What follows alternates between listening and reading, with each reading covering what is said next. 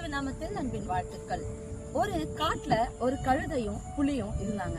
அப்போ அந்த கழுதை வயிறு நிறைய சாப்பிட்டுருச்சு. அப்படி சாப்பிட்டுட்டு அந்த புலி கிட்ட வம்பு பண்ணுச்சு. புலி சாப்பிட்டியா அப்படின்னு கேட்டுச்சு. அது ரொம்ப பசியோட இல்ல அப்படின்னு சொல்லுச்சு. உடனே கழுதை சொல்லுச்சு, நான் சாப்பிட்டேன். என்ன சாப்பிட்டேன் தெரியுமா? புல்லு சாப்பிட்டேன். ஓ, நீதான் புல்லு சாப்பிட மாட்டல அப்படின்னு சொல்லி கிண்டல் பண்ணுச்சு. அப்போ அந்த புலி கம்முன்னு பாத்துக்கிட்டே இருந்துச்சு. இந்த கழுதை சொல்லுச்சு, என்ன கலர் புல்லு சாப்பிட்டேன் தெரியுமா?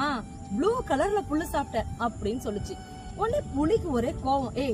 எங்கன்னா புல்லு ப்ளூ கலர்ல இருக்குமா அப்படின்னு கேக்குது புலி. உடனே இந்த கழுதைக்கு ரொம்ப வெறப்பாயிட்டு அது சொல்லிச்சு, நீ தான் புல்லே சாப்பிட்டது இல்ல, புல்லாம் சாப்பிட மாட்டேன், அப்புறம் என்ன அந்த புல்லு எந்த கலர்னு உனக்கு எப்படி தெரியும்? அதனால புல்லு ப்ளூ கலர் தான் அப்படின்னு சொல்லுச்சு கழுதை.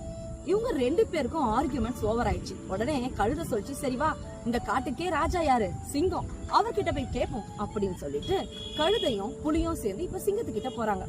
அப்போ என்ன பிரச்சனை, ஏன் வந்திருக்கீங்க அப்படின்னு சிங்கம் கேட்டுச்சு. அப்ப சொன்னாங்க, ராஜா நான் சொல்றேன் புல்லு ப்ளூ கலர்னு. இந்த புல்லையே தின்னாத புலிக்கு எப்படி தெரியும் புல்லோட கலரு? அது மட்டும் இல்ல, உங்களுக்கும் தெரியாதுல புல்லு என்ன கலர்னு அப்படின்னு சொல்லுச்சு. உடனே புலி சொல்லிச்சு, ராஜா நான் புல்லுதான் சாப்பிட மாட்டேன், ஆனா புல்லு என்ன கலர்னு கூடவா எனக்கு தெரியாது. இந்த கழுதை பாருங்க என்ன ரொம்ப வெறுப்பேத்துது அப்படின்னு சொல்லுச்சு. உடனே கழுதை சொல்லிச்சு, இவ்வளவு நேரம் பேசி பேசி என் டைமை வேஸ்ட் பண்ணுச்சு, அதனால தயவு செஞ்சு நீங்க இதுக்கு எதனா ஒரு பனிஷ்மெண்ட் கொடுங்க ராஜா அப்படின்னு கழுதை சிங்கம் கிட்ட சொல்லுச்சு. உடனே சிங்கத்துக்கு கோபம் வந்து, புலி இதுக்கப்புறம் 1 மாசத்துக்கு நீ வாயை திறந்தே பேசக்கூடாதுன்னு சொல்லிச்சு. புலிக்கு ஒரே கஷ்டம். ஏன்னா புல்லு என்ன கலர்னு கண்டிப்பா அதுக்கு தெரியும். இந்த கழுதை தன்னை ஏமாத்துதுன்னு தெரியும். உடனே கழுதைக்கு ரொம்ப சந்தோஷமா போயிடுச்சு. உடனே புலி வந்து கேட்டுச்சு, ராஜா நீங்க குடுக்கற தண்டனைய நான் ஏத்துக்கிறேன், ஏன்னா நீங்க காட்டுக்கே ராஜா, நான் ஏத்துக்கிறேன். ஆனா இந்த புல்ல ப்ளூ கலர்னு சொல்றீங்களே அததான் ஏத்துக்க முடியல, ஏன் அப்படி சொன்னீங்கன்னு கேட்டுச்சு. அப்போ சிங்கம் சொல்லுச்சு, யாருன்னா மேக்ஸ்ல ரொம்ப கெட்டிக்காரங்களா இருந்தா என்ன தெரியுமா சொல்லுவாங்க? புலி மாதிரி மேக்ஸ் போடுறான் அவன் அப்படின்னு சொல்லுவாங்க. யாருன்னா ரொம்ப சிறப்பானது செஞ்சா புலி மாதிரி நீ பயங்கரமான ஆளு அப்படின்னு சொல்லுவாங்க.